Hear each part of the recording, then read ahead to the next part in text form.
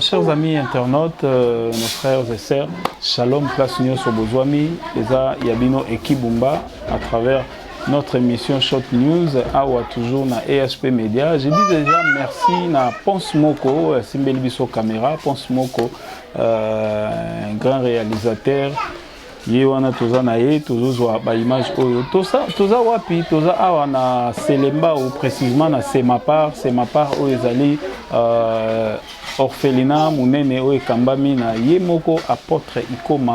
Josué Ikoma oyo toza na ye awa na kati ya plateau tomeka osola na ye ndeni na évolution ya bana ndeni ni ba santé na bango pe la préoccupation na bango ndenge ezala kaka peut-être ndeko moko ozaka na makanisi ya bien mpona babitike mais ozwana na occasion te to ya koyeba place te yango wana tokumbani awa na Semapar tolakisa bino Semapar eza nini basalaka nini apôtre Ikoma asinspira nini mpona kosala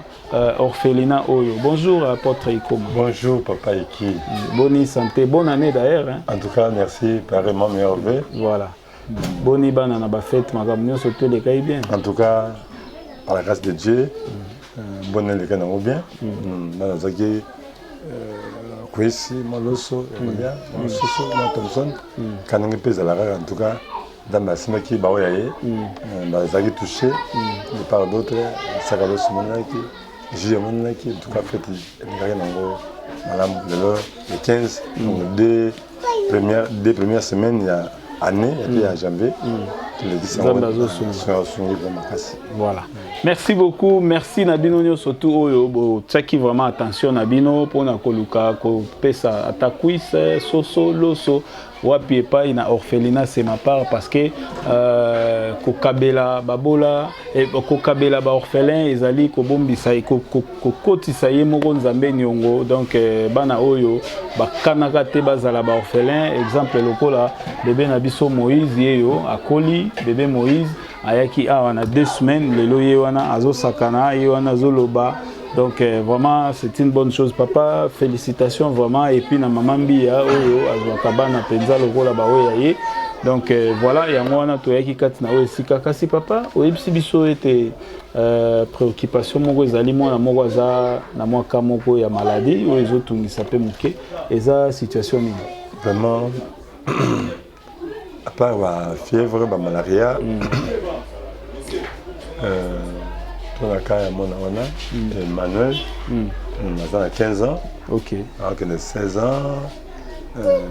ni je trouve c'est ma casse ok je trouve c'est ma casse vraiment il y a bien aigu de toyeka toujours na micro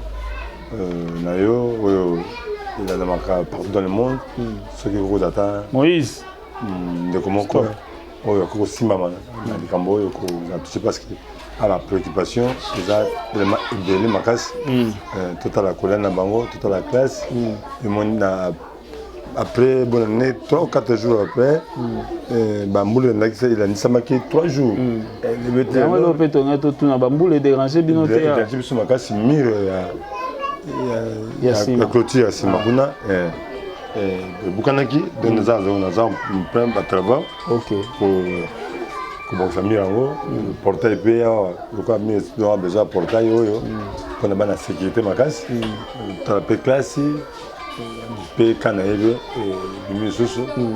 tout do le bina beaucoup la donc makambo ezo bimebele mbala moko sikabala mike bazali papa ba kai bimaka lokola mayebu botaka pour un titre de rappel bana baza ba commis sous combien dans botine bona train bon à 85 ba commis 85 parce que la fois passée avec 76 quelque chose comme ça donc la chaque fête de l'année en tout cas au venait de régime de madame chaque fête de l'année tu zarabela ka ko bana parce qu'après ba veiller il y a ba 31 décembre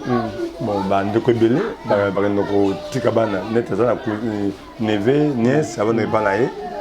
on a dit que pasteur mon comme na ça veiller na stade de martyr l'église de mon ça ramonene moi maman ko bina mona tête que veiller on a dit qu'on a ko sundola ye sagement avec ko sundola bozana na ko Thompson ben na lokalo ko songo pakala qu'on a accueilli a demandé à pébi a décidé à Tengani bana se retrouver isolé, pasteur église, responsable, tout la bas les belé, on va faire inconnu. Allez bah chose à diriger dans orphelinat. OK. Donc chaque fin de l'année, tout y a voilà. Binomo Boyoka, Moutou, Azo, Bokola, 85 enfants. Donc 85 enfants, ils ont facilité. Na kati wantozala kutu na mibale misatu mais ozomona a beli soki oyo a beli o pe mususu azui malade siko baza esika moko plus de 85 wana donc cela veut dire chaque jour au moins to bandozala na bakamoko oyo ekoki kobotama to soki jour moko eleki jour egolanda e ozanga te voilà awa toza susu na ndeko na biso Emani Emani oyo azana la situation oyo papa ikoma toko joana no Emani muke comme ça au cours de temps il y a pour répondre les corona pas au déranger tous mes corps sur la muke na master nabiso moi nabiso Emani ça va bien yo koma yi araka ngai batika ngai nani na matadi kibala batika ka na matadi kibala na âge à 7 ans nani tatika ba yaba wana mwa muke na yeba yaba tantine na biso papa kufa wande babeta biso bisolo beta na bisolo papa kufa maman voyagea manda voyagea basolo ngaika na vanda pa tantine to bien na biso pe mais tantine ko mwa obayenga mwa kotinda misana na kasi wana na âge à 7 ans kutu abwakelanga mwa mafuta ya mbila lokolo yango mafuta mbila ya moto abwakelanga mafuta mbila lokolo na vanda be na yomona na papa Josué na matadi kibala na pesa ga merci nde penza lokota ngai na pesa ga merci makasi za papa monte asipo te bongo na pesa ga merci alokota nga na âge na âge à 7 tiko komo kola bo atangisi ngai tina akende pe na osisa be pesa ga merci c'est quoi en classe ni na première série oza siko na première série voilà siko yo moko soki komi na 3e to komi na humanité au préféra osala nini naninga nasala nga pena na préféra pena so na 6 ya baklasse nanga nazala architecte mpona osouve bandeko nanga oforme projet nanga mpenza ezala bongo oza architecte donc voilà voilà Emani azana posa lobia comme architecte donc comme architecte asala ba misala construction ayeba ko sunga pe bandeko na ye na ba problème oya mona ata mususu mire kwei to nini boye c'est une bonne chose c'est qu'on nini ezotungisa o ba tokendaka papa Josué apesaka mbongo toki hôpital wana kangama to ya liboso nakangami bake nanga na hôpital papa Josué abimisi mbongo ezalaka $150 tokendaka na nini ngaliema tokendaka ngaliema basalinga bateste babi hernie na appendicite fo basala ngango mais makoki ya papa José ezalaki mokie baki nini bapartenaire to baoya basalisanga yango yango tozelaka kaka bapartenaire oyo aza mwa makoki aya kotala biso bandeko aya osalisa biso maladi oyo na kati ya nzoto na ngai oyo kaka ya makoki aya osunga biso baorphelin ata bamaladi oyo eza na nzoto na biso bandeko voilà commentaire à ça les athées moi na emo aza ko expliquer clair ndenge nini akutana na papa Josué ikoma okutana na ye azaki na ye koleka to namona kai na moto nasengi ye 500 atuninga pa na bino wapi c'était nga alala libanda ezalaka na pasteur moko yaki pasteur Shisho aka pasteur Shisho amwa munene boye po minitio ndazoya te pasteur Shisho yebisete okoyo oza na fena totike na obwete tozwa ye tokenda ye kuna na centre tobokola ye kutu akutanga pota munene mpenza kotaka mpenza na komo otambolaka mwana nzete mwana lokotaka wana aja na mwana molayi okoaba wana atambolaka mwa moke mpe na banzala salite natambolaka bon bapesi azumba mo bafutelanga mpe transport toye na Selemba wana 7 ans ton awa tovandi benja papa José basombela ngelo nyonso na senga papa sombela soigner pe pota na opesi soigner pe pota asala nyonso pona biso eza lo senge nini aopesa soki a promettre yo face la moka nyonso to senga asalela biso siko mekana ko bon bien que ezaki encore moké est-ce que ozana souvenir moko ya peut-être risque moko tango ozaki nanu na libanda wana tango ozaki ola libanda oui papa intervenir zela oui lobana wana to kanonse on va utara bala tango tanga aja mkiwana bako kutinda akenda koyi ba eloko na mikolo na maki dio boye tango bako zoye ba basu bato atinde ki ete bako beta makasa biso biso ke kutu moko tukutana na ye esi ba buzana ni bala bapo ba fazer mikolo kubeta na butu kuma butu kubeta bango cicatrice anini ta kudano voilà donc oyo cicatrice bana bazo kutana nango na banzela na ndenge tomona bana biso balala lata emani donc ba question oyo bandeko totunaka yango te pona sentiment tozoyoka esengo nango mais totunaka po to comprendre mwa moke bana wana badega nini bakutanaka nango bana wana biso tolalaka pongi olali na mbetu mais nini esepasaka na moment oyo bango bazalaka libanda donc c'est un peu ça et ya koyoka makambo boye ekoki kopesa na ba oyo bazodirige biso quand même penser nini bakoki kozwa mpona koyeba kosunga lobi bana oyo bazolala libanda vraiment c'est dur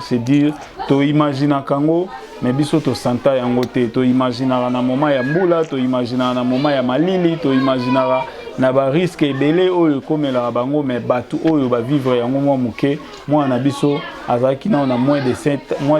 7 ans tia komi na 7 ans bakutana na papa Josué Ikoma donc ezalaki facilité pona bango to pona ye voilà papa na ebité message ni okoki kobakisa tomoni mwana a expliquer biso presque nyonso papa écrit message en tout cas je vous en toujours biso toza la voix de sans voix l'œil de l'aveugle le pied du boité la bouche du muet donc toza kosenga toujours parce que ba besoin ngo déjà œuvre sociale bato ya mama basila te bazali na bango bato ya bolingo bazali bato pe ya mbongo pe bazali il a l'argent mais après la motema ya kosenga bazali na bango nde tozobela ngo nde bango soki bakoki ko porter biso main forte na monde basala toujours que mon oya azali soki parce que donc hernie na droite hernie na gauche appendicite na droite donc comme tu vends un mois 2 mois à Kangami donc on a jeté donc beaucoup fait de monde ça va monter en tout cas dans moi on a possibilité d'alité ceux qui n'ont nango merci à ça déjà notamment on a gagné nango na ngale masante ya niveau kitambo médecin moko qui va boire tout que parce que ça soit moins mais pour na intervention chirurgicale donc zo 5 années ça soit moins de 2 il faut moins de $650 de bassin on est balé bien que ça on fait bien que ça mon il y a fait social mais donc ça besoin bon on peut pas ça là exactement docteur au ça le fait à mon unité donc soyez to comprendre bien c'est une bonne chose et ça rappelle ça battu idée donc globalité yani ni pour avoir intervention on a abikana appendicite et puis na des hernie gauche hernie droite et aussi à 600 au moins hernie gauche appendicite droite OK donc ils ont fait un traitement donc oui le tout à $650 voilà bandeko batali binomoko boyoki nyonso tundenge papa na biso Josué Ikoma auti ko expliquer biso donc nyonso wana sa ekoki ko utakaka na yo moko te ekoki ko utaka na yo moko te mais ndenge papa Josué auti koloba apôtre Josué auti koloba batu ya mawa basilité batu pe ya mbongo basilité oyo akoki pe kosala quelque chose mais soki pe monike yo oyo yo otutami nango ya kosala okoki kosala papa Josué aza ko épargner yango quelque part juste pour na oui tellement mon cœur pas donc le parce que comme il a un garçon donc on ta so on t'a fixé bien regard on m'a dit que non donc oui ko tellement moqué ce qui non kolongola te mais on sent quand même les nini eza un peu gonflé donc to aza déjà mwana mobile c'est apusani ko kolongola e bilamba te voilà donc oyo yo romona nzambe asimbi yo o contribuer nango papa Josué akoki ko épargner donc moi enveloppe moko etami mopandi juste pour na dossier ya Emma soki po moni okokanyo surtout yo moko il y a des médecins il y a aussi des contacts oyo soki po moni oza na médecin moko bosola na e bien oyo akoki ko sala nini wana opesi biso contact papa Josué pesa numéro na oyo ya contact ba ino surtout ba yimba benga yo pona contribution na bango to pona kosunga mwana na biso Emma na émission na biso de notre sarawa numéro na biso to pesa ka plus 243 89 85 13 087 bandelango plus 243 89 85 13 087. Alors, vous allez toujours dans la même adresse, Veni Boma, numéro 72, dans la commune de Selembao, de référence d'habitude de Sima, il y a l'hôpital, il y a Sana. C'est l'hôpital Sana, ce qui est une étape Moutou, dans l'adresse Wana, Sima Sana, Veni Boma 72, en tout cas, il faut me dire et comme la biso, le but est Moutou, c'est la possibilité à Moutou, pour $10. $5 ou plus, on peut totaliser sur 650 pour sur un monde oyo azab dans les besoins et azala kimia ce que tout kimia na biso na bino d'abord za te ko pambola nzambe apambola bino. Voilà, merci beaucoup nzambe ozanga te ko pambola mwana na biso aza déjà na makanisa za l'architecte tam sous lobby mta tongelo ndaku tam sous lobby mta sa le dessin architecture oyo ya ndaku na yo donc toyeba kosunga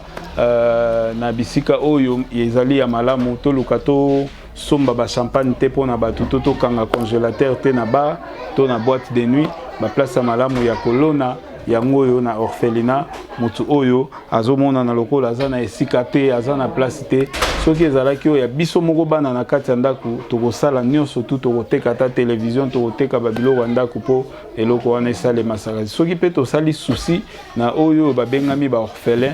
na baveuve to bavulnérable ekosala bien nzambe akozanga te kopambola pe kokanisa yo na baproblème na yo. Voilà, ezalaki ya bino ekibumba. Merci beaucoup papa Ikoma opesa biso temps na yo pona ko expliquer biso et merci na Emma na yebi kenzambe aosala et nyonso tu ekoleka kati na kimia. Donc nde tozali koloba ndeko yo poza na contact na hôpital moko oza na contact na médecin moko moni ke ya koyi kosala ngo na prix moko lisusu ya bientôt akoyi kosala ngo na connaissance na yo numéro ya apôtre Ikoma yango wana uti kopesa benga ye to obengi biso to kokomisa message pa ya apôtre Ikoma et ekozala bien pour mwana na biso azwa lisungi na ye. Voilà, nous sommes arrivés à la fin de notre émission Tolobi ndenge tolobaka ensemble na bino. Merci na Ponce Moko azalaki derrière la caméra. Merci na Moïse Oyo azalaki na biso awa. Merci na bino nyonso tu bolanda biso famille Bumba nyonso na pesi bino mbote, famille Botalima na pesi bino mbote et sans oublier famille Basile po na pesi bino mbote. Tokomi na suka Tolobi ndenge tolobaka na suka émission na biso ensemble na bino. Glory be to God. Gloire ezonga pa na ye. Bye.